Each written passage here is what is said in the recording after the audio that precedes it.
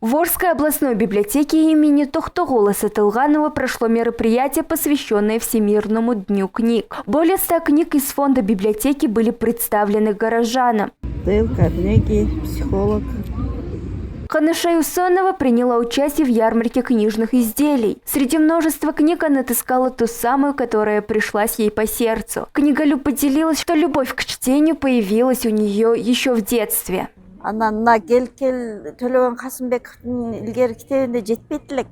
Когда я была юной, приобрести книги было сложнее. Сегодня на этой ярмарке представлены хорошие книги. Читать – это прекрасное занятие. Кино – это совсем другое искусство. Сейчас есть электронные книги, но я считаю важным читать именно бумажные.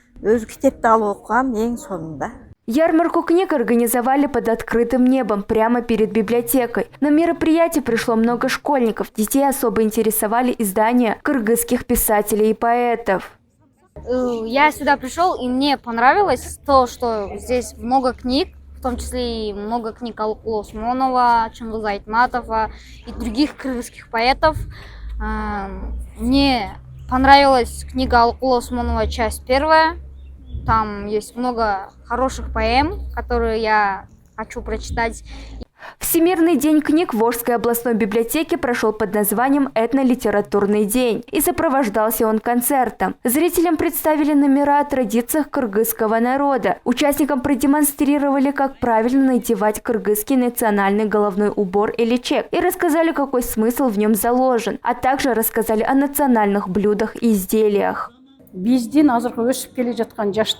организовали мероприятие в этностиле, чтобы молодежь знала свои корни, предков, свои традиции и историю. Это важно. Еще нам хотелось показать ресурсы нашей библиотеки. Именно по этой причине ярмарка книг была организована перед библиотекой.